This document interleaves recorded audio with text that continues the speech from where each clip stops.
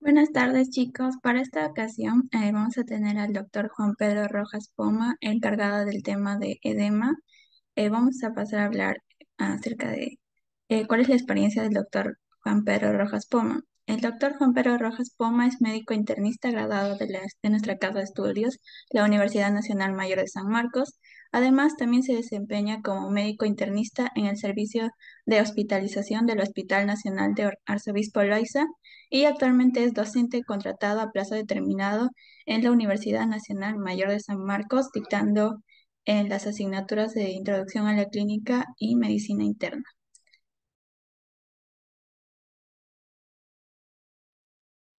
Ya, sí, buenas tardes. Muchas gracias por la presentación. No sé si se me está escuchando.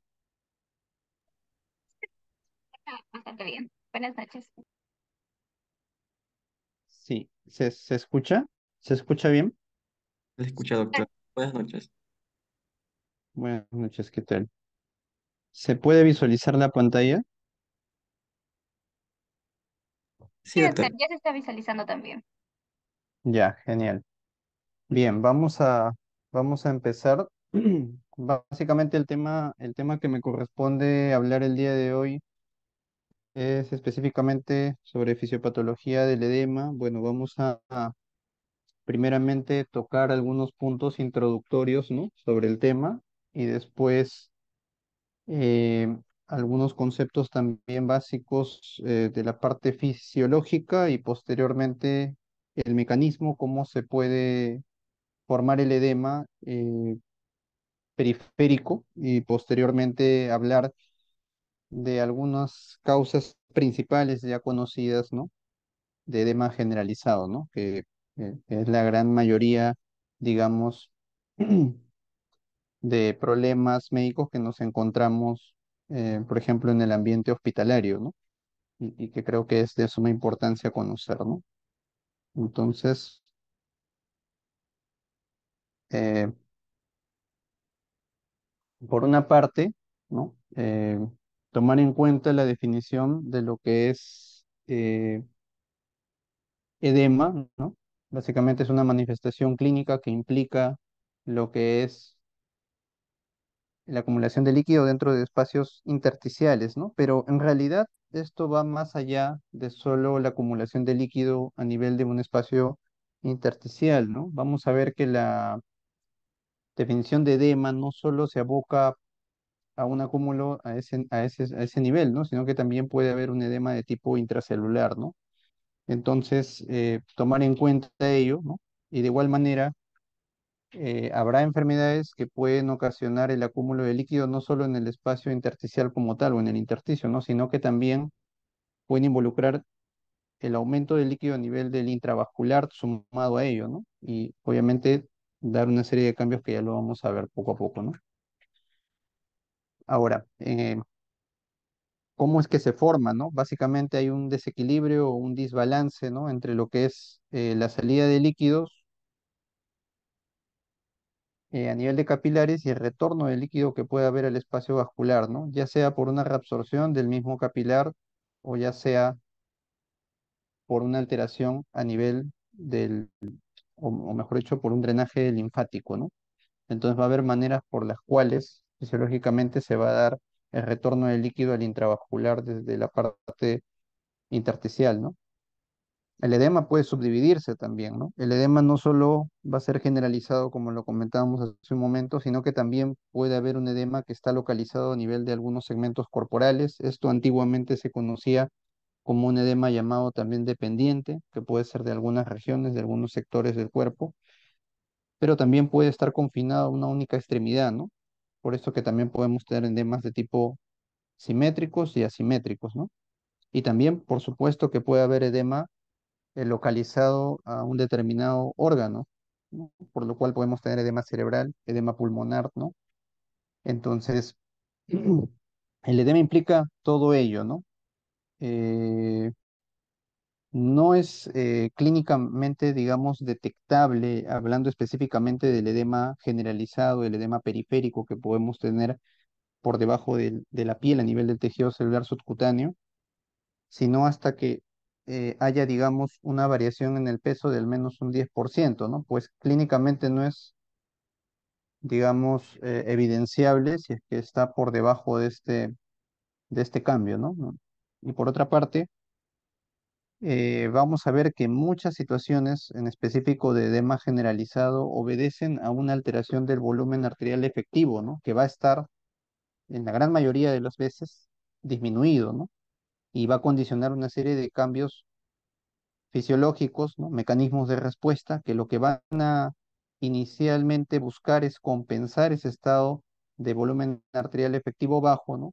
Para que la volemia, digamos, se mantenga y los niveles de presión arterial, ¿no? Sistémica también se mantengan y el paciente, digamos, no pueda caer en un colapso cardiovascular, ¿no? Y una manera de hacer ello es a partir de la retención de sal y agua a nivel de los riñones, ¿no?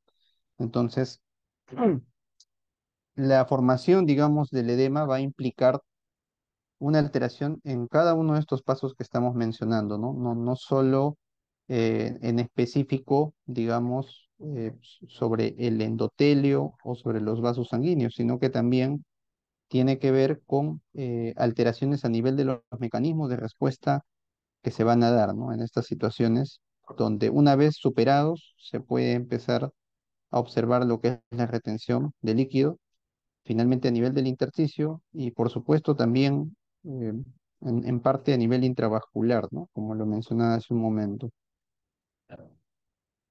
Entonces, para poder hablar de edema, tenemos que también tomar en cuenta algunas precisiones respecto a lo que es la microcirculación normal, ¿no? Y dentro de esta microcirculación normal, eh, hay, hay puntos importantes como, por ejemplo, hablar de los capilares, ¿no? Que tienen una superficie que potencialmente puede darnos un intercambio de líquidos, ¿no?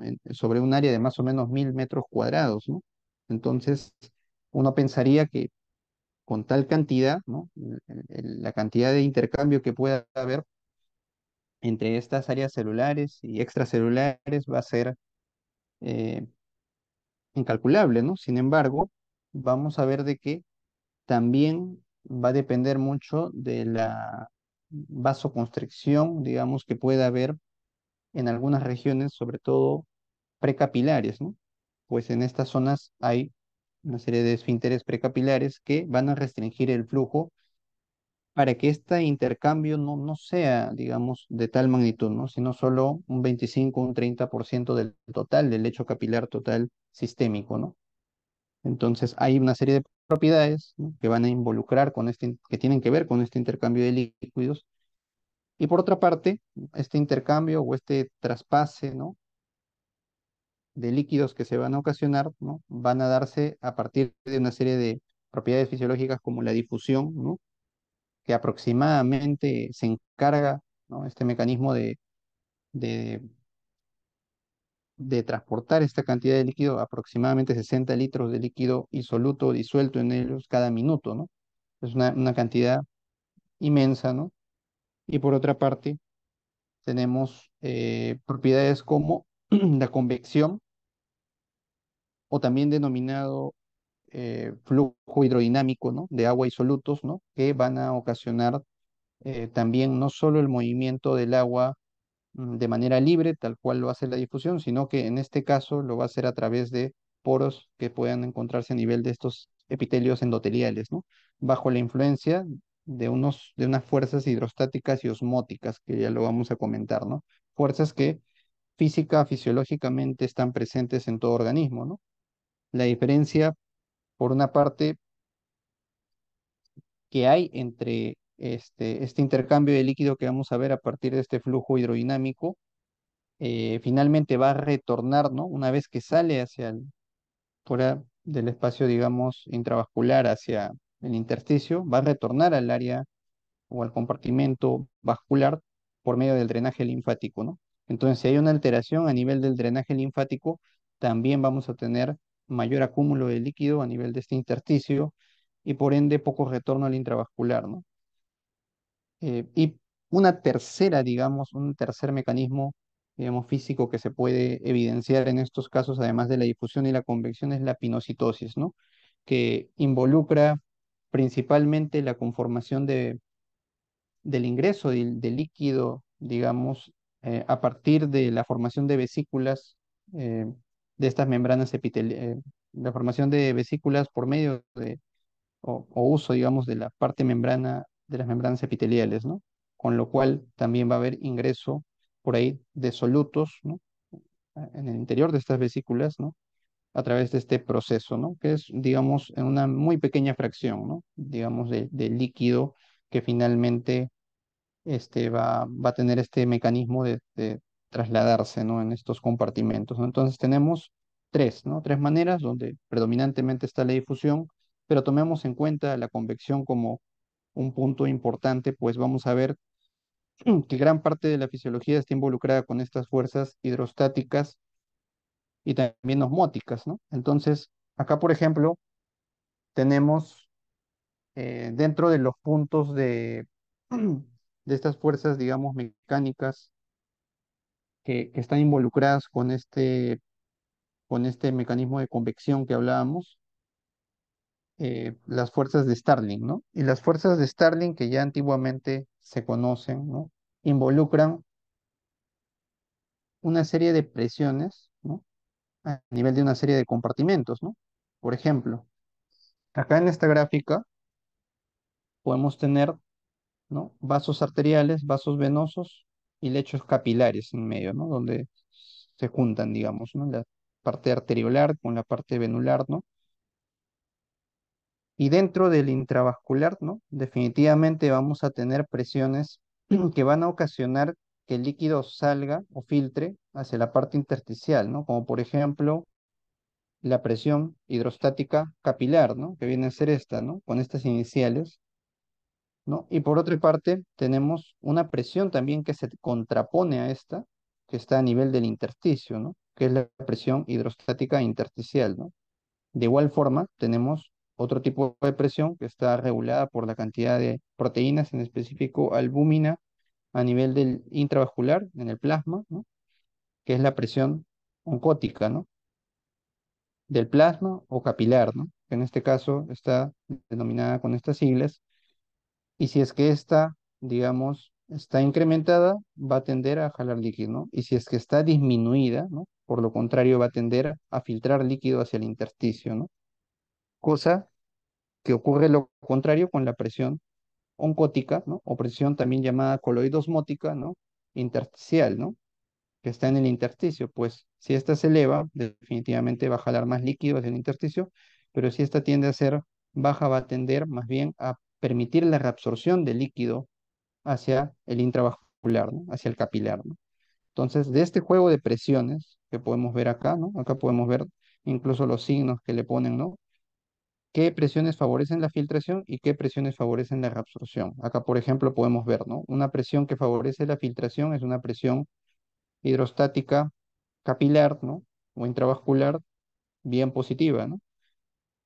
Por otra parte, una presión hidrostática intersticial, ¿no? Más pequeña, también suma, ¿no? Porque en este caso, la presión hidrostática intersticial es negativa, ¿no?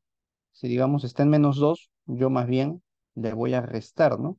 Por eso es que se convierte en positivo, pues es una presión que se contrapone a la anterior para ocasionar la filtración, ¿no? Y por otra parte tenemos la presión oncótica, que ya hablábamos, intersticial, es una presión que por lo general va a tender, si es que se aumenta, a jalar líquido hacia el filtrado, por eso está positivo, ¿no? Y no le he restado, ¿no? Y en el caso de la presión oncótica capilar, ¿no? Definitivamente se contrapone al filtrado, pues si es que esta es alta, lo que va a ocasionar es más bien jalar líquido y no filtrar, ¿no? Es por eso que en este caso van a tener o lo van a ver con un signo negativo, ¿no? Y esto nos da una presión neta, ¿no? Que suma 2.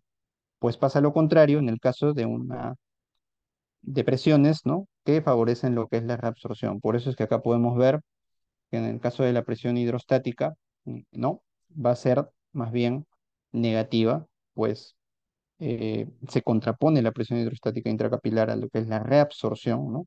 La presión intersticial más bien es positiva, por eso se mantiene con su mismo signo, ¿no? -2, pues favorece esto la reabsorción. Y por otra parte, la presión oncótica intracapilar, ¿no?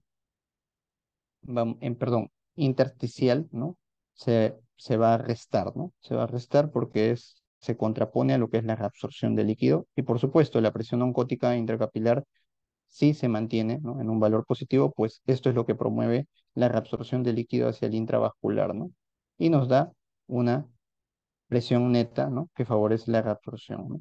Y como podemos ver, siempre, por lo general, predomina las presiones netas que favorecen la filtración ligeramente por encima de las presiones netas que favorecen la reabsorción. Es decir, siempre se tiende a ver fisiológicamente una tendencia hacia la filtración más que todo.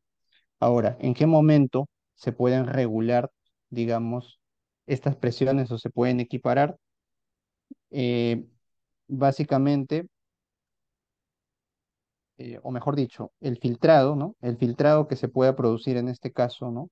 Se tiende a detener, ¿no? O a parar conforme las presiones hidrostáticas igualen a las presiones oncóticas, ¿no? ¿Y esto en qué momento va a pasar? Esto va a pasar conforme, digamos, transcurra la sangre a través del capilar y tienda a llegar a vasos de más bajo filtrado, ¿no? De más baja presión, ¿no? Como pudieran ser las partes más distales de los capilares, ¿no? Ingresando hacia las zonas venulares, ¿no?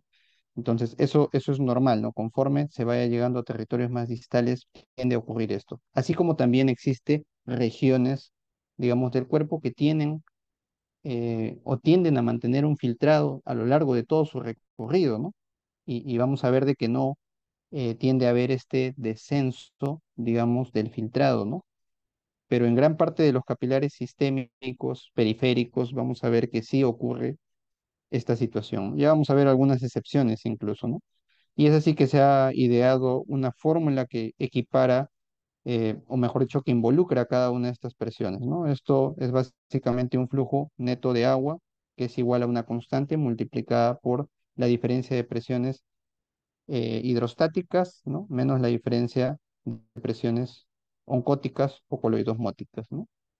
Entonces, esta es parte, ¿no? De la explicación fisiológica que vamos a ver, ¿no? Por acá tenemos una gráfica muy semejante, ¿no? Arteria, lecho capilar, vena y linfático, por supuesto, que sirve para el drenaje, ¿no? Obviamente que si hay una alteración en este nivel, o una causa importante de acúmulo de líquido, es por ello que también hay afectaciones a nivel de vasos linfáticos, como los linfedemas, que pueden ser primarios o secundarios, situaciones que involucran un incremento de la presión hidrostática capilar, donde están gran explicación, por ejemplo, de los edemas generalizados, donde están la insuficiencia cardíaca crónica, los pacientes con cirrosis, los pacientes con insuficiencia renal.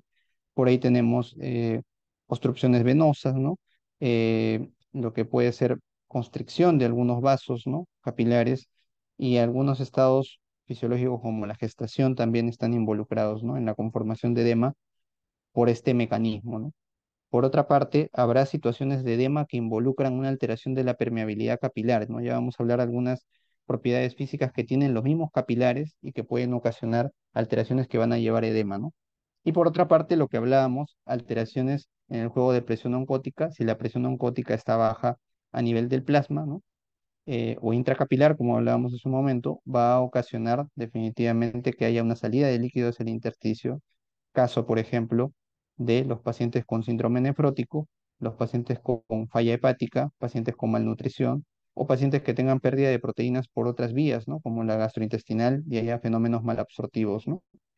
Entonces, acá una parte importante de toda esta, de todos estos mecanismos, siempre tomar en cuenta que hay esfínteres precapilares, ¿no? Justamente en esta región proximal que está coledaña, o aledaña, mejor dicho, a lo que es la región arterial, ¿no? Entonces, parte de esto también está involucrado, como hablábamos antes, en relación a la constricción, digamos, de esfínteres precapilares, ¿no? Entonces, ¿cuáles son las características que nosotros podemos encontrar a nivel de la membrana capilar que promueven o ayudan para que se pueda conformar el edema, ¿no? Por una parte tenemos lo que es el coeficiente de reflexión. ¿Y qué viene a ser el coeficiente de reflexión? El coeficiente de reflexión viene a ser una propiedad que tiene básicamente el capilar o la pared del capilar para ser permeable a proteínas, ¿no?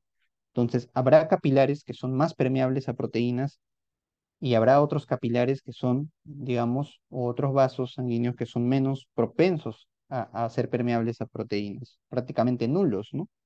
El, el caso, el caso, digamos, este último caso donde no hay una permeabilidad alta a proteínas o prácticamente nulo, ¿no? Nos va a dar un coeficiente de reflexión cercano a uno o casi el valor de uno, que es lo máximo, ¿no? De efecto osmótico que se puede dar. Es decir, va a haber desplazamiento de líquido a nivel de estos capilares, pero no van a cruzar proteínas. Y recordemos que si las proteínas no cruzan a nivel de los capilares, pues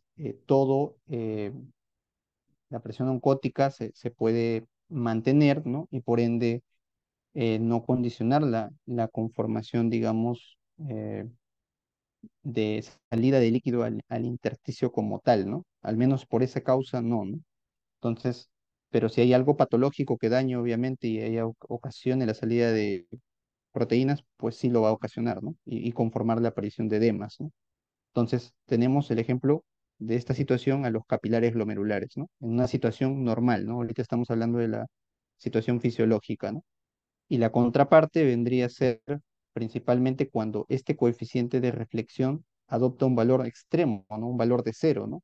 Donde las proteínas pueden cruzar libremente la pared del capilar, ¿no? No haber este efecto osmótico y por ende eh, eh, definitivamente va a haber una gran salida de proteínas, ¿no? Y esto lo podemos ver, por ejemplo, a nivel de los sinusoides hepáticos, ¿no? Se van a acumular a nivel intersticial, ¿no? Dentro del intersticio hepático, estas proteínas, ¿no? Y por ende van a jalar agua. Esto lo podemos ver en situaciones como, mejor dicho, específicamente en el intersticio hepático que vienen a ser los espacios de Dice, ¿no?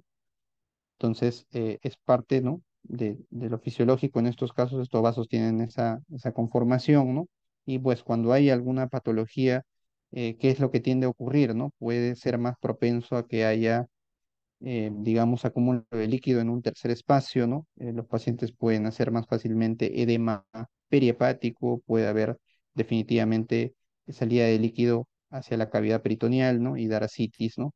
Como puede ocurrir en los pacientes con insuficiencia hepática y en específico, ¿no? Los pacientes cirróticos, ¿no? Donde ya hay una transgresión sobre el parénquima hepático y, bueno, hay una fisiopatología involucrada que también por ahí lo vamos a mencionar al final, ¿no?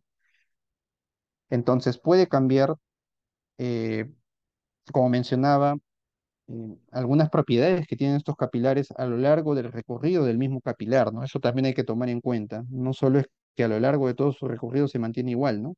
Ya hablábamos de esta capacidad de poder filtrar más en algunas partes proximales que en distales, pero también podemos ver que el coeficiente de reflexión influye, ¿no? Pues puede cambiar a lo largo del mismo capilar y también puede cambiar en respuesta a la cantidad de proteínas que pueda tener en sangre el paciente, ¿no? Pues las proteínas no solo se van a perder por vía renal, ¿no? Las proteínas, lo ya mencionábamos, por vía digestiva, por una malnutrición, ¿no? Falta de aporte. Y la concentración de proteínas en sangre va a influir también en este coeficiente de reflexión que puedan adoptar los capilares en algún momento, ¿no? Otra de las propiedades, ¿no? Una segunda propiedad que hay que mencionar a nivel de la membrana capilar es la conductividad o permeabilidad hidráulica, ¿no? Que consiste básicamente en la cantidad de agua que va a llegar a- a transportarse o a fluir, ¿no? Por área de superficie de membrana, ¿no? En este caso de la membrana capilar, por una unidad de tiempo, ¿no? Es decir, el área de la superficie, ¿no? De la membrana capilar guarda bastante relación con la cantidad de agua que puede fluir, que puede filtrarse, ¿no? Entonces es algo importante y es gracias a a esta propiedad denominada conductividad, ¿no? Y por supuesto, como hablábamos, el área de superficie, que también es otra característica que está ligada a la anterior, ¿no? Es básicamente proporcional al número de capilares por los cuales transcurre sangre, ¿no? Que puede, digamos, de alguna manera modularse de acuerdo a fenómenos de constricción o dilatación que pueda haber a nivel de los esfínteres precapilares, como ya lo mencionábamos. Y pues se desprende, digamos, la obtención que podamos tener, ¿no? De esta área de superficie, ¿no? Principalmente de algunas fórmulas, ¿no? Y está relacionado también con la fórmula anterior que hablábamos del flujo de agua neto, ¿no? Que estaba conformado por una constante multiplicada por la diferencia de presiones hidrostáticas menos las presiones oncóticas, ¿no? En este caso, este, esta constante, que viene a ser un coeficiente de filtración en realidad, está obtenida de la multiplicación de la propiedad de conductividad, ¿no? Que es de la que hablábamos anteriormente, por lo que es el área de superficie, ¿no? Entonces, están básicamente en esta fórmula ligadas, ¿no? Estas propiedades, ¿no? Y por otra parte, tanto las presiones hidrostáticas y oncóticas también a nivel del intersticio varían de acuerdo a diferentes compartimentos y de acuerdo a diferentes órganos, ¿no? No todos los órganos tienen una misma presión hidrostática y una misma presión oncótica en su intersticio, ¿no? Es decir, los intersticios de cada zona también varían en cuanto al rol de sus presiones. Unos tienen una más propensión, por eso a tener un mayor filtrado que otras zonas, ¿no? Entonces, y por supuesto, el intersticio con todos los componentes que tiene puede ser también una barrera o un mecanismo de defensa hacia que se conforme rápidamente un edema, ¿no? Entonces, esto también puede variar, ¿no? De acuerdo a cada región, ¿no? Así como tenemos las fuerzas de Starling, que era la primera fuerza física de la que hablamos, también tenemos un efecto, ¿no? Físico que se llama Donan, ¿no? En el cual eh, lo que vamos a observar, como se ve acá en la gráfica, ¿no? Vemos de que cuando se adiciona, digamos, a un compartimento conformado por electrolitos, por solutos, ¿no? Como el sodio y el cloro, que pueden estar equilibrados, eh, digamos, entre un compartimento A y un compartimento B, ¿no? Uno le adiciona, por ejemplo, proteínas, ¿no? En específico albúmina, ¿no? Ligada a sodio, digamos. ¿Qué es lo que va a ocasionar? Va a ocasionar, por una parte, que la cantidad, digamos, de sodio, por una parte, va a tender eh, a transcurrir o, digamos, a variar, ¿no? O tender a disminuir, pues, eh, eh, respecto del compartimento A al compartimento B, ¿no? Sin embargo, la cantidad de cloro, obviamente esto puede variar porque uno ha adicionado, digamos, esta cantidad de proteínas ligadas a sodio, ¿no? Por eso es que vemos una cantidad de mil equivalentes de sodio más alta, ¿no? En este caso han sido 18, ¿no? Que se han sumado, por eso de 130 subió a 148 en esta zona. Y vemos que en el otro lado, de momento hay 130, ¿no? Tal cual empezó, ¿no? Igual el cloro no ha variado porque no he adicionado nada de cloro. Y la cantidad de albúmina, por supuesto, se ha adicionado, ¿no? Entonces, ¿qué pasa, no? Hay, siempre que tengamos dos compartimentos diferentes, ¿no? Una multiplicación entre lo que es la concentración del soluto, ¿no? En este caso sodio, ¿no? Del compartimento A por cloro del compartimento A, va a tender a ser igual a la multiplicación de los mismos solutos, ¿no? Pero del compartimento B, ¿no? Entonces, ¿qué es lo que va a pasar, no? Lo que va a pasar es que lo que yo le voy a restar para que esto pueda ser equilibrado, digamos, A, voy a tener que sumárselo a B, ¿no? Entonces, por eso es que acá se ve 148 menos X, ¿no? Una cantidad que yo no sé, ¿no? Cuánto ha variado, va a finalmente pasar al otro lado, ¿no? Entonces, en este caso, tras la resolución de eso, ¿no? Sale 4.4 y por eso vemos de que se le ha restado de 148 este 4.4 y redondeando es 144, ¿no? Y lo mismo, se le ha sumado esa cantidad a 130, ¿no? Y ha quedado con 134. Igual pasó con el cloro, ¿no? ¿Y qué es lo que no se modificó? Lo que he agregado acá, ¿no?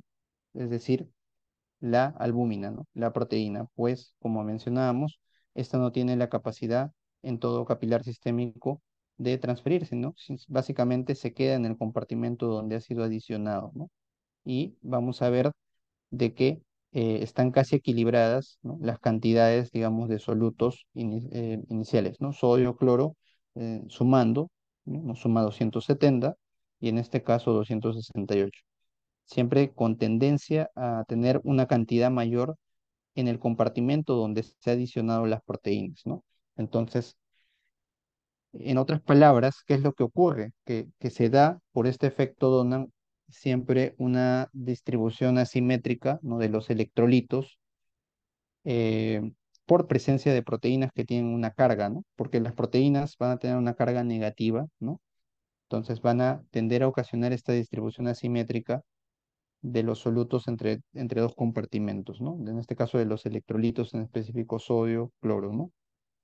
Por otra parte, eh, ¿y por qué tendría, digamos, atender una cantidad más alta? Definitivamente para compensar, ¿no? La carga negativa que se ha adicionado en este compartimento, ¿no?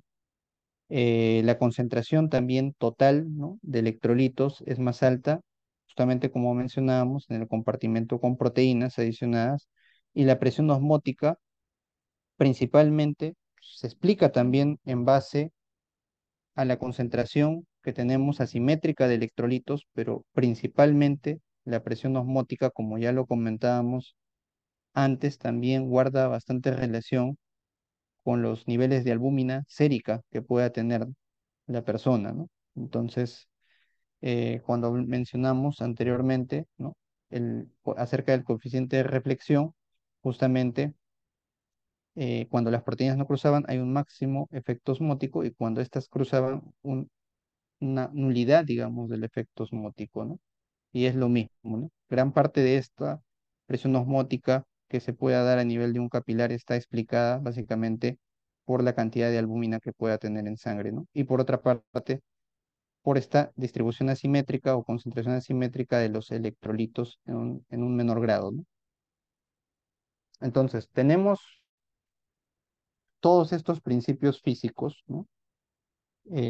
Pero no hemos hablado todavía acerca del drenaje linfático, ¿no?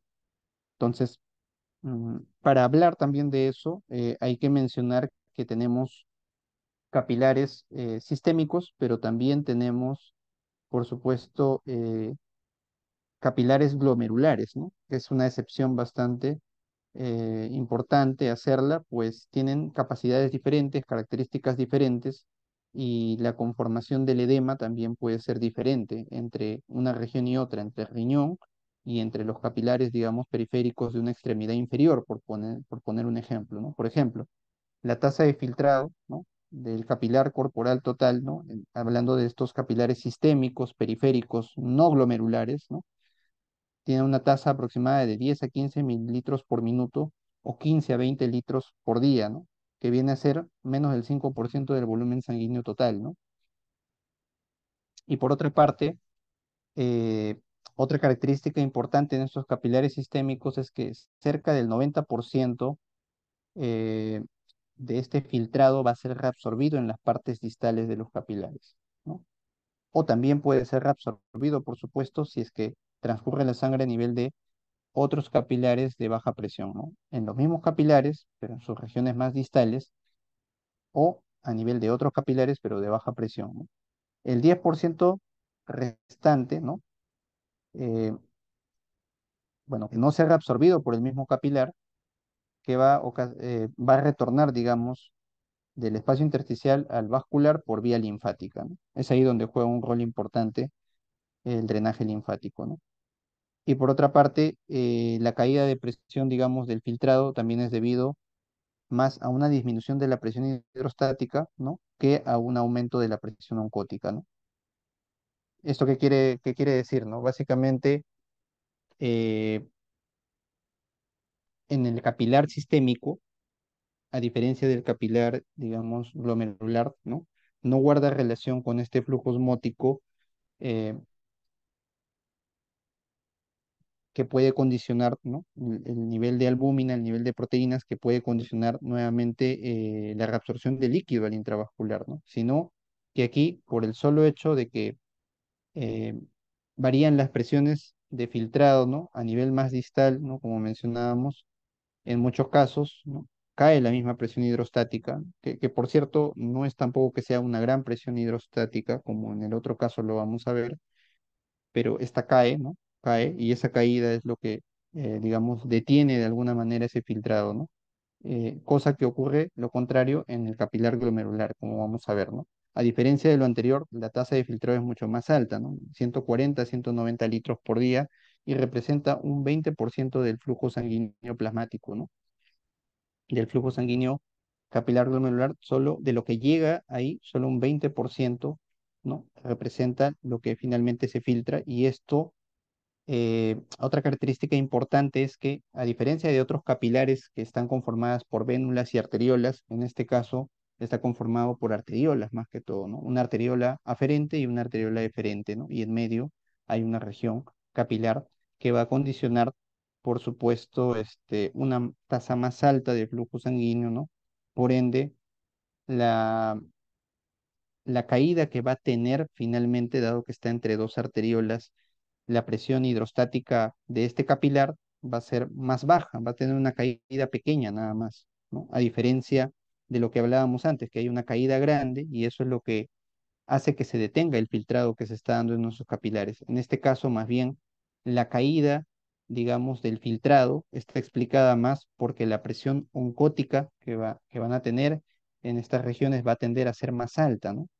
Conforme va transcurriéndose el avance de estos capilares, ¿no? O sea, en partes más distales, la presión oncótica aumenta y por ende eso hace que se reabsorba más líquido hacia el intravascular y por ende el filtrado se detenga, ¿no?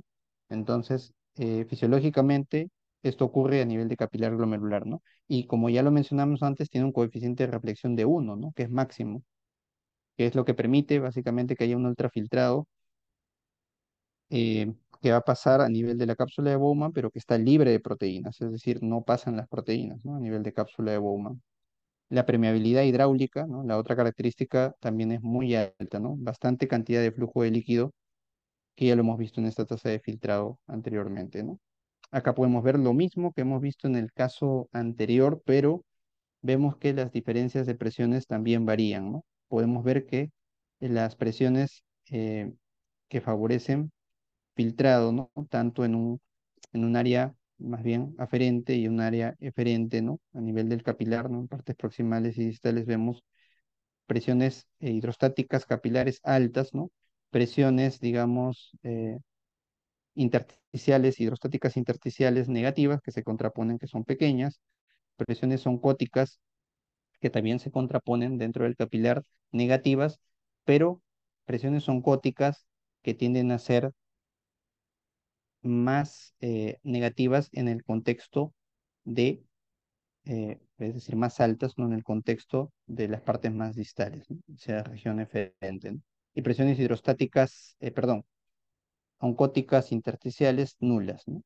Entonces, como podemos ver acá, el filtrado o la presión de filtrado neta tiende a ser más positiva acá y tiende a ser más nula en las partes más distales, ¿no? Entonces, hay una gran variación, ¿no? Acá, por ejemplo, ya hablando específicamente de la formación del edema, ¿qué es lo que va a ocurrir, ¿no? Va a haber un desbalance, ¿no? Que va finalmente para que se forme el edema, favorecer la filtración más que la reabsorción, ¿no? O va a haber una alteración en el retorno linfático, al no haber un retorno linfático adecuado, ¿no? Un bloqueo, por ejemplo, del drenaje linfático, también, ¿no? Una mayor conformación de edema. Puede haber incremento, como ya lo dijimos, de presión hidrostática, reducción de la presión oncótica o un aumento de la permeabilidad del capilar, ¿no? Es decir, un daño a nivel de la membrana capilar. Eh, a raíz de esto van a surgir una serie de mecanismos de defensa antiedema que finalmente, antes de que se pueda ver el edema clínicamente objetivo, ¿no? Van a ser superados, ¿no? Recordar que una de estas barreras es el intersticio, ¿no? Pues es una estructura que se compone de varios componentes como el colágeno, la elastina, glucosaminoglicanos, ¿no? Entonces, por lo general, ¿qué es lo que va a pasar al inicio? El líquido se va a mover lentamente en el intersticio. Es un compartimento que inicialmente tiene una baja compliance, pero conforme se va llenando de más líquido, la compliance o digamos, la distensibilidad que pueda tener este espacio, que es el intersticio, va a tender a ser más alto, ¿no? Conforme se llene de más líquido, ¿no?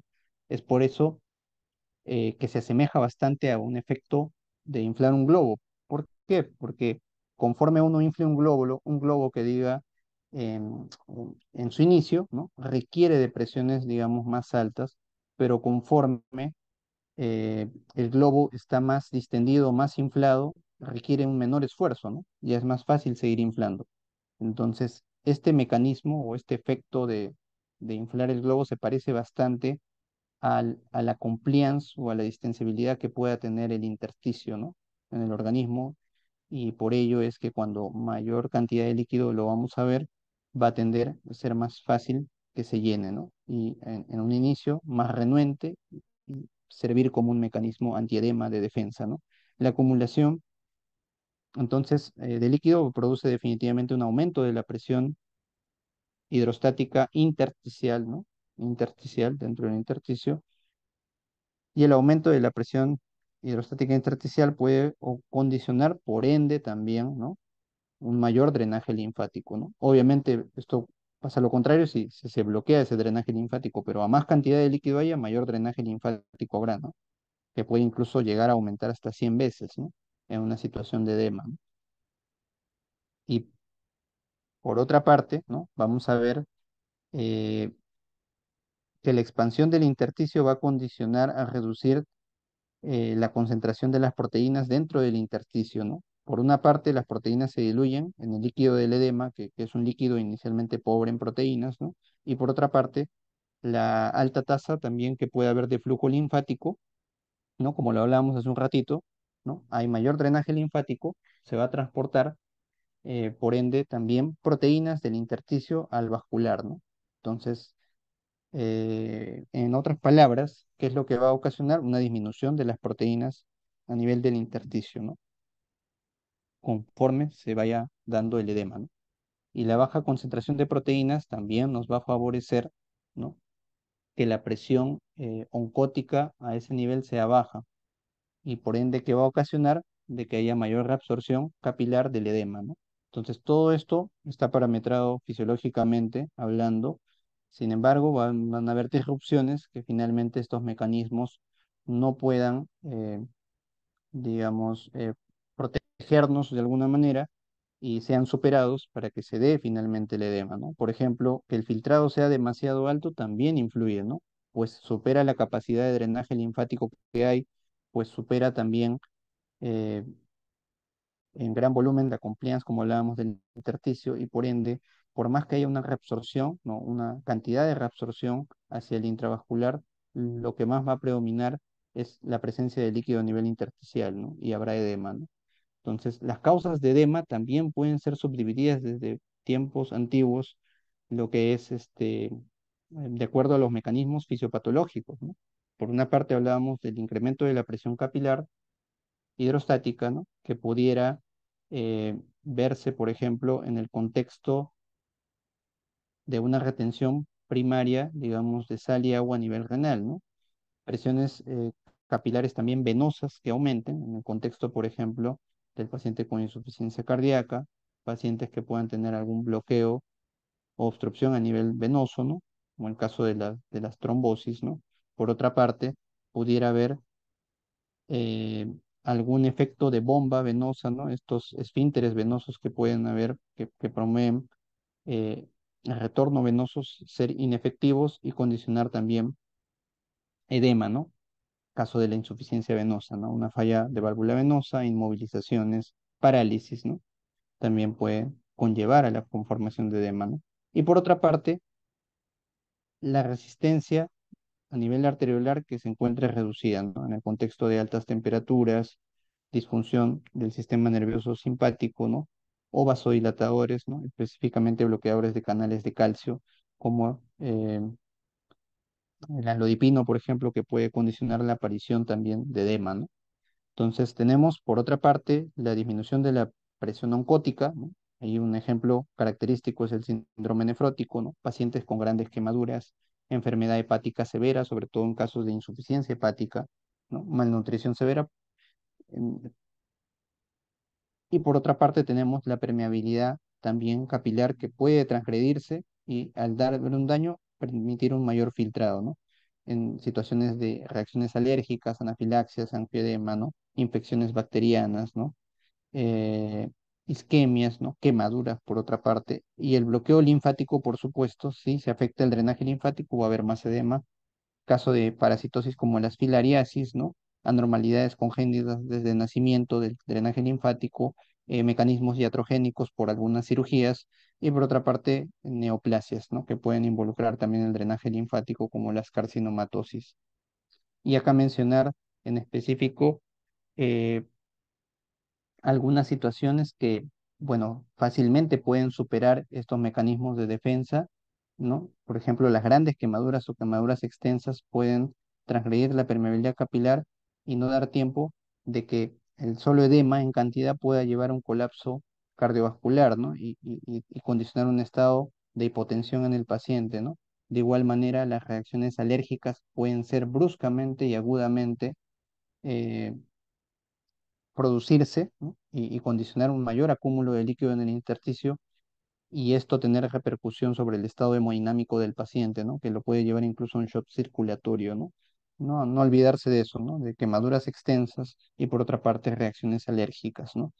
Situaciones donde pudiera haber una translocación de líquido de gran volumen de forma aguda, ¿no? Y por otra parte, existen, ¿no? Obviamente, definitivamente otras causas de edema que son más conocidas, más frecuentes y que tienen una conformación más gradual, más lenta, ¿no? Caso de los grandes causas de edema generalizado y mencionar que en estas situaciones sí es donde funcionan estos mecanismos inicialmente de defensa que buscan evitar que se dé el colapso cardiovascular y básicamente es a partir de la ayuda del riñón, ¿no? A través de la retención de sal y agua que puede condicionar mayor conformación de edema, pero con el fin de mantener el volumen arterial efectivo dentro de valores normales de forma compensatoria, ¿no? Entonces, la retención definitivamente de sal y agua es otro punto importante que tiene que ver bastante con el edema y contribuye principalmente a muchas causas de formación de edema generalizado, como la insuficiencia cardíaca, cirrosis, síndrome nefrótico, insuficiencia renal. Puede estar condicionado por dos mecanismos que hay que tomar en cuenta, ¿no? La hipótesis clásica de la formación de edema, o también llamada retención secundaria, o también llamado teoría del subllenado o underfilling, y por otra parte, la, digamos, hipótesis no clásica o la retención primaria, digamos, de sal y agua, que puede ser también denominado como la teoría del sobrellenado o también llamada overflow, ¿no? Entonces, tomar en cuenta esos dos mecanismos, que ya lo vamos a ver. Acá les dejo una tablita donde hay una serie de causas, ¿no? De un artículo un poco más reciente, ¿no? Eh,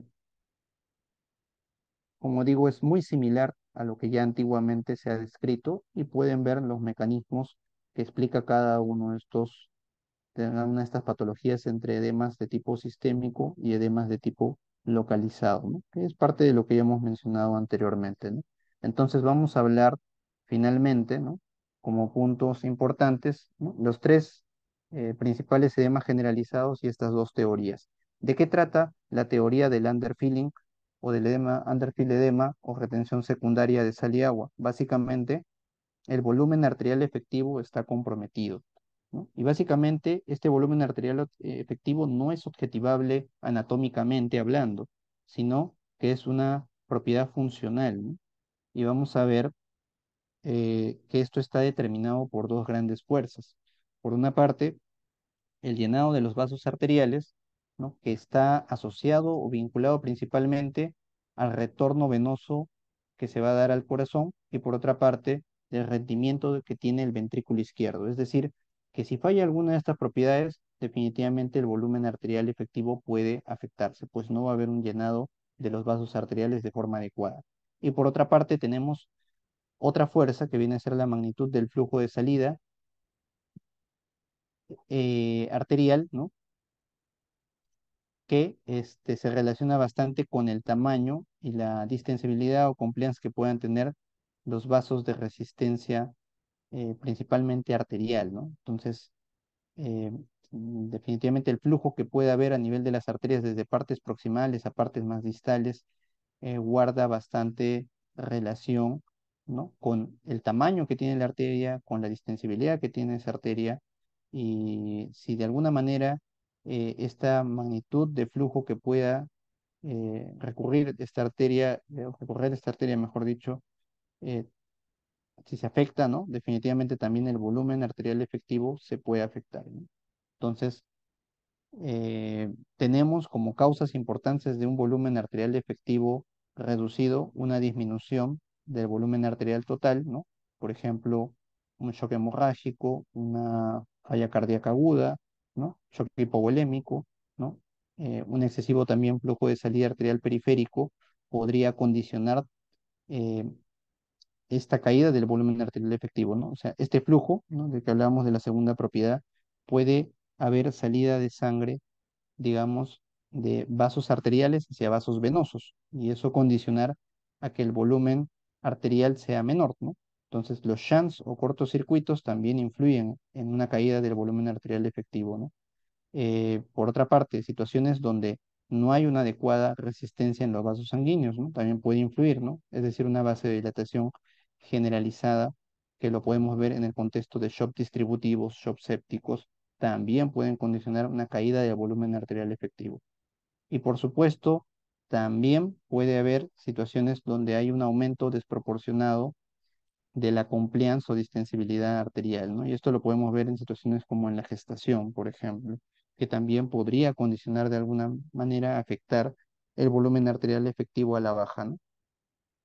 Entonces, tenemos situaciones donde definitivamente la cantidad de líquido extracelular que pueda haber eh, vaya de la mano con la cantidad de volumen arterial efectivo que pueda haber, ¿no? O sea, si aumenta uno, puede aumentar el otro, ¿no?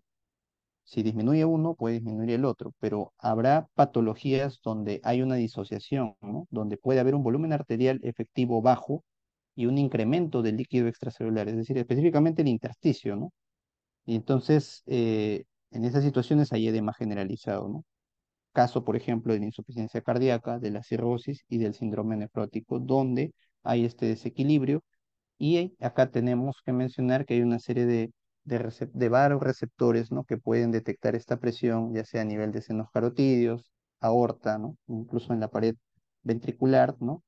Que finalmente, al censar, van a, de alguna manera, priorizar, ¿no?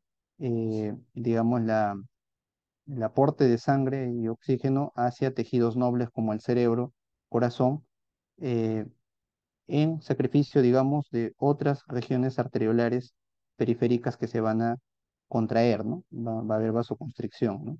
Caso, por ejemplo, de los capilares renales, ¿no? Y en específico estamos hablando de la arteriola eferente, ¿no? Entonces, de estas arteriolas glomerulares, ¿no? Que mencionábamos hace un momento. Entonces, son mecanismos de respuesta compensatorios. Y por otra parte, tenemos la teoría del overflow, donde hay una retención primaria, ¿no? Es decir, en este caso, cayó el volumen arterial efectivo y compensatoriamente, ¿qué es lo que va a ocasionar? Va a ocasionar que finalmente el riñón retenga más sal y agua, que la tasa de filtrado inicialmente sea compensada, empiece a elevarse por la vasoconstricción de la arteriola eferente, ¿no? Se reabsorba más sodio y agua finalmente, pero esto puede condicionar que al final haya edema, ¿no?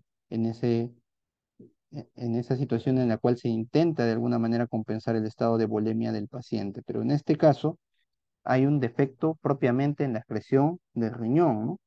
Entonces, situaciones como la insuficiencia renal aguda, crónica o las glomerulonefritis pueden ocasionar expansión directamente del líquido extracelular y del volumen arterial efectivo, ¿no? Es decir, los dos se elevan a la par, a diferencia del anterior donde pudiera ver disociación, ¿no?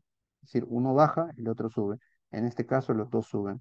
Se eleva el gasto cardíaco, la presión arterial, ¿no? En el otro caso puede haber hipotensión, ¿no? En este caso más bien hipertensión, el tamaño cardíaco, puede haber cardiomegalia, se reducen también los niveles de renina, ¿no? En este caso, más bien, al contrario, de manera compensatoria, se van a activar mecanismos de respuesta no solo eh, neuronales, no solo la activación adrenérgica simpática, sino que también eh, vamos a tener el sistema renina-angiotensina, aldosterona, ¿no? Y la antidiurética como mecanismos hormonales que puedan ayudar a compensar los niveles de presión, ¿no?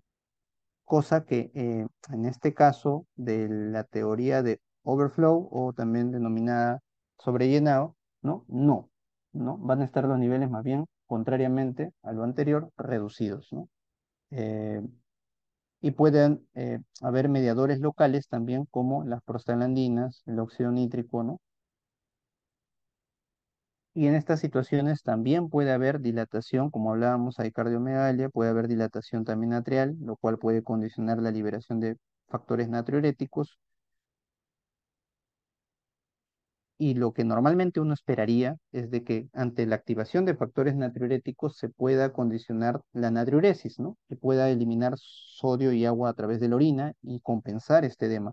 Sin embargo, ante la presencia de patología renal, que es la causa básicamente en estos casos, ¿no? De estos tipos de edema, ¿no? Bajo esta teoría, va a impedir la respuesta normal que se pueda dar sobre estos factores natriuréticos. Por ende, no van a tener efecto adecuado y por ende van a tender a seguir acumulando agua a nivel del intersticio y a nivel del intravascular, ¿no? Es decir, es más, ¿no? No solo es el intersticio, mientras que acá, en estas causas, y en específico hablo del nefrótico y cirrótico, sí, ¿no? Es principalmente intersticio lo que se va a acumular. Entonces, ya para ir cerrando, para ir terminando, solo mencionarles las tres principales causas de edema generalizado en insuficiencia cardíaca. Como podemos ver, ¿no? Hay una serie de causas, ¿no? que involucran una caída del gasto cardíaco, pero también hay causas de insuficiencia cardíaca con un gasto cardíaco alto.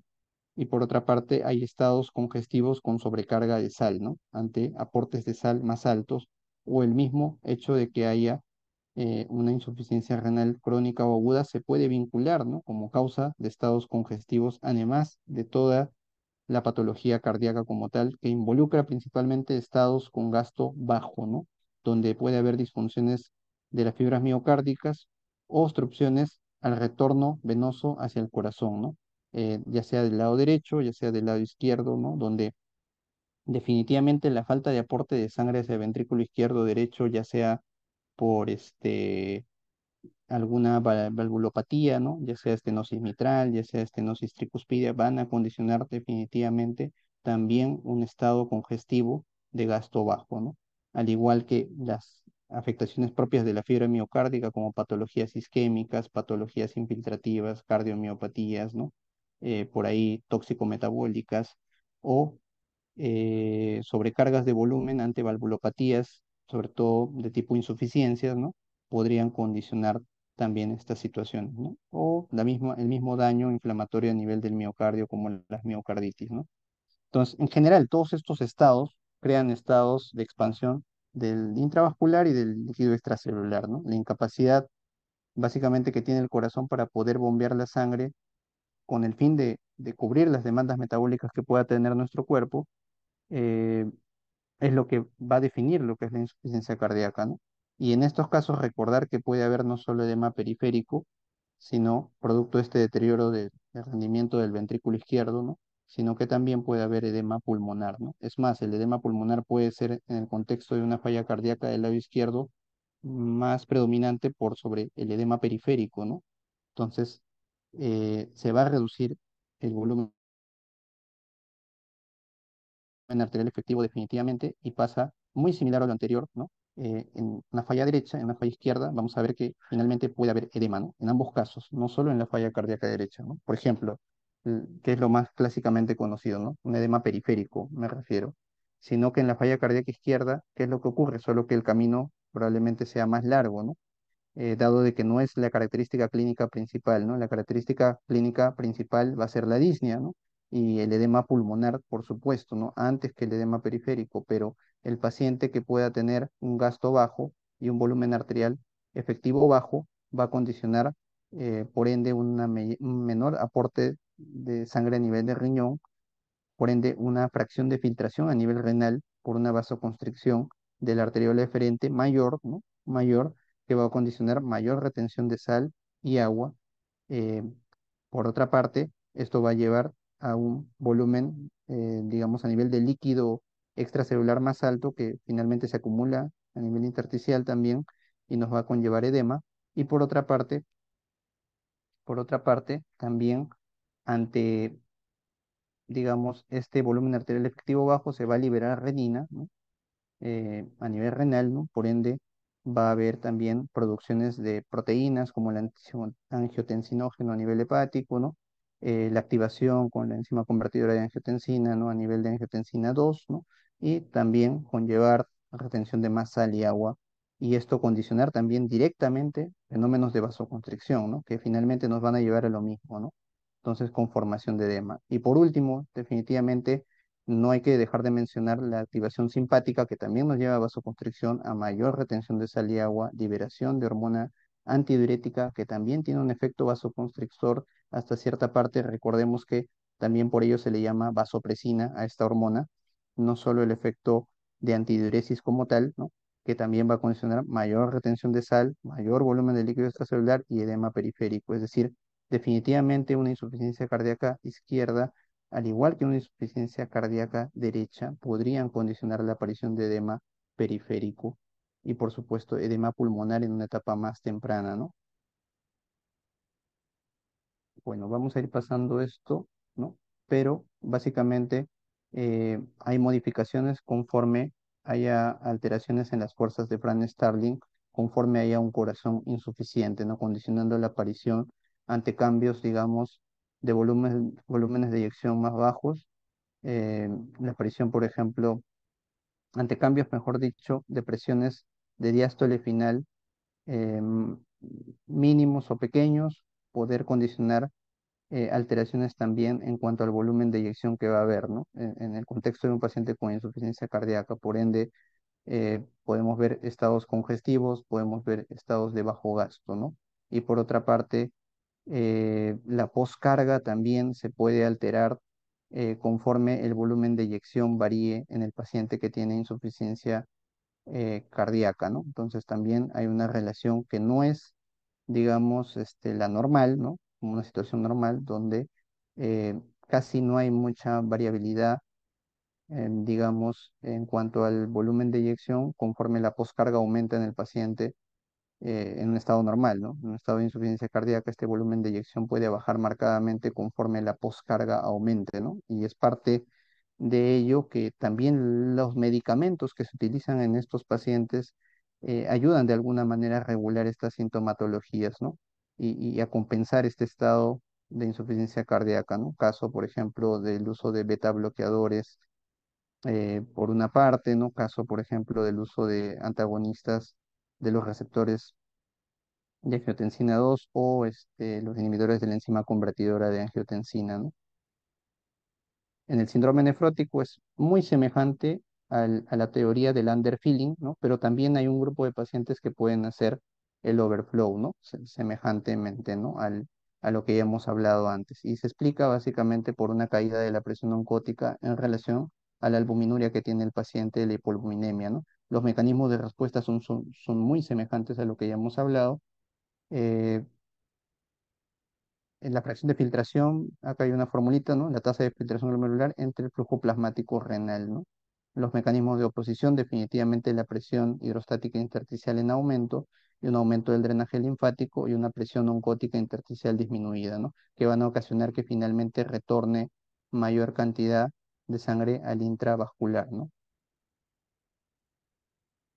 Pero también existe la teoría de overflow en el síndrome nefrótico, ¿no? Los pacientes nefróticos son un grupo de pacientes que pueden tener bastante variabilidad en cuanto a los mecanismos por los cuales pueden tener edema, ¿no? Y algo importante es que el patrón de distribución de retención de sal y agua en insuficiencia renal severa, por ejemplo, tiende a ser más simétrico que en el síndrome nefrótico. Eso es algo, digamos, entre comillas, pues habrá pacientes con síndrome nefrótico que tienen una hipoalbuminemia leve nada más, pero pueden tener edema generalizado marcado, ¿no?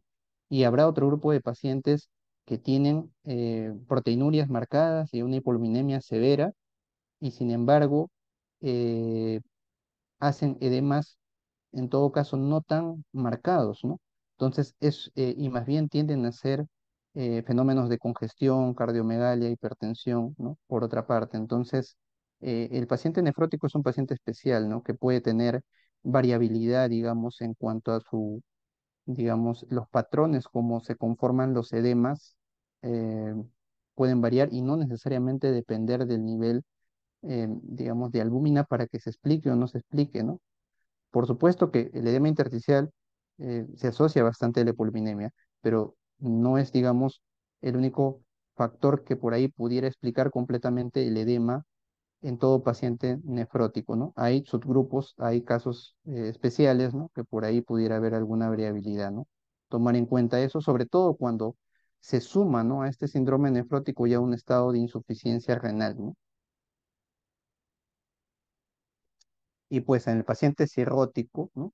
Eh, ya hablábamos de que tienen un coeficiente de reflexión prácticamente los sinusoides hepáticos nulo, ¿no? Donde pueden haber un mayor filtrado, digamos, de proteínas hacia el espacio de Dice, ¿no? Eh, es muy permeable la albúmina, ¿no? Aumenta el flujo linfático unas 20 veces, incluso a nivel del conducto torácico, ¿no?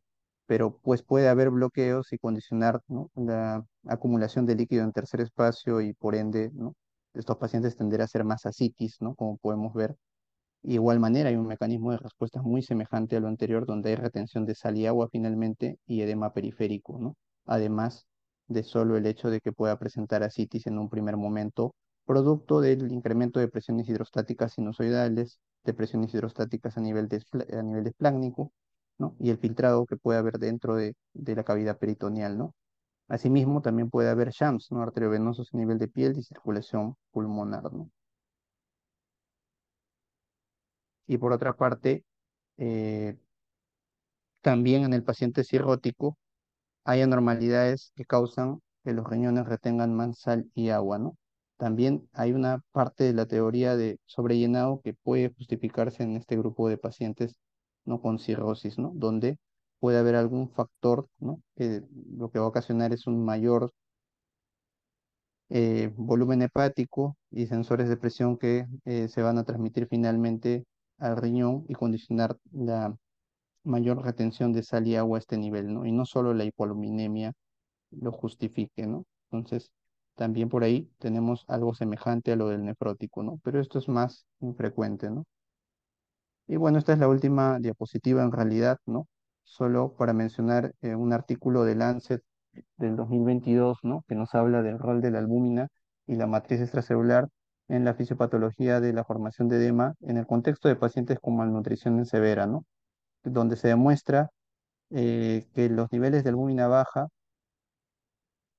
son necesarios, pero no suficientes para el desarrollo de enema en este contexto, ¿no?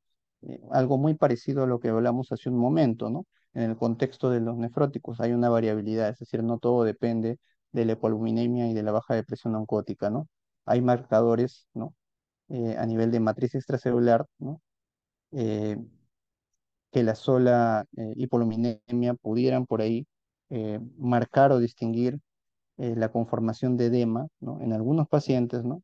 Versus otros, ¿no? Que tal vez no necesariamente lo desarrollan, ¿no? La presencia de una serie de marcadores, ¿no? Propios de esta matriz extracelular, ¿no? Que básicamente es el intersticio, ¿no? De lo que hemos estado hablando antes, ¿no? Bueno, esto es en una población en específico pediátrica, no es adulta, ¿no? La mayoría de la charla ha sido eh, mm, contextualizada más que todo hacia adultos, ¿no? Bien.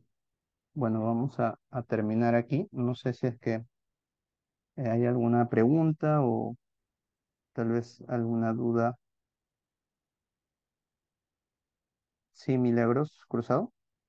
Sí, doctor, muchas gracias por la ponencia. Buenas noches. Tenía una consulta con Bueno, respecto a, no sé si de repente lo comprendí bien, pero comentaba usted que había un aumento de la presión oncótica o bueno, coloidosmótica a lo largo del arteriol, en este caso hablando del glomérulo, que ajá. era, yo entiendo, quiero saber, de repente estoy entendiendo mal, si ese era otro motivo más por el cual las proteínas no se filtraban, ¿no? Además de las características de la membrana de filtración glomerular. O sea, si esa presión o ese aumento de presión oncótica era como una característica más por la cual no se permitía la filtración de las proteínas. Ah, claro, o sea, lo que pasa es que tenemos nosotros presiones oncóticas a nivel del capilar y tenemos presiones oncóticas a nivel intersticial, ¿no? Si hablamos de presiones oncóticas a nivel, digamos, del capilar, ¿no? Si esta presión oncótica es alta, por supuesto que no va a permitir que filtre, ¿no? A nivel del capilar, ¿no? Ahora, si hablamos de la presión oncótica a nivel intersticial, ¿no? O sea, por fuera del capilar, ¿no? El hecho de que haya una presión oncótica, digamos, alta a nivel intersticial, ¿no? Sí va a condicionar que salga líquido hacia el intersticio, ¿no? Pues al final, la presión oncótica de estas proteínas, ¿no? En específico, jalan, digamos, agua hacia el compartimento donde se encuentran, ¿no? Eh, y más bien al contrario va a ocurrir si es que más bien están bajas, ¿no? Si están bajas, más bien hacen que se traslade el líquido hacia el otro compartimento, ¿no? Entonces, si la presión oncótica, hablando solamente del capilar, está, digamos, baja, va a tender a que haya líquido que se libere hacia afuera, hacia el intersticio, ¿no? Pero si es que está normal, está alta, ¿no? Más bien va a ser un condicionante para que no filtre, ¿no? Y en este caso, básicamente lo que vemos, ¿no? Lo que vemos es que el filtrado glomerular, definitivamente por un juego de presiones hidrostáticas principalmente, eh, se da, ¿no? Y aumenta en un momento, en el camino, vamos a ver que cae, ¿no? Se detiene, ¿no? Porque la presión oncótica, digamos, tiende a aumentar, ¿no? Conforme va llegando a territorios más distales, ¿no? Acá, por ejemplo, en esta gráfica se ve que dice presión oncótica capilar, ¿no? Del glomérulo, estamos hablando, que está en 25, y conforme va avanzando, esto tiende a aumentar, ¿no? Hasta 35, ¿no?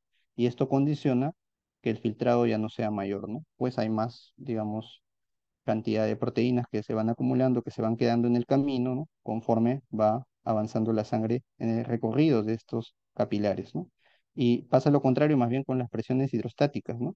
Tienden a caer más porque definitivamente conforme va avanzando ha filtrado una buena cantidad de líquido y, bueno, conforme ya llega a territorios más distales es un poco mejor, un poco menor, ¿no? Ha variado un poquito, de 47 a 45, ¿no? Entonces eso es básicamente lo que pasa a este nivel, ¿no? Muchas gracias, doctor. Sí, doctor, muchas gracias por su ponencia. Creo que ha sido de bastante utilidad para todos mis compañeros. La siguiente pregunta ya se las voy a estar pasando por WhatsApp porque estamos un poquito cortos de tiempo, doctor. Ah, Espero que sí, me entienda. sí, sí, está bien. No te preocupes. Ahí te Y respondo más bien. sí, doctor. Y más bien le queríamos hacer este reconocimiento, más que nada le queríamos entregar este certificado a nombre de toda mi base y a nombre del comité organizador por su colaboración con nosotros en este curso de fisiopatología dictando la teoría de edema el día de hoy. Esperamos tenerle el día viernes también para su segunda ponencia. Muchas gracias. Gracias, muchas gracias. Buenas noches con todos, gracias.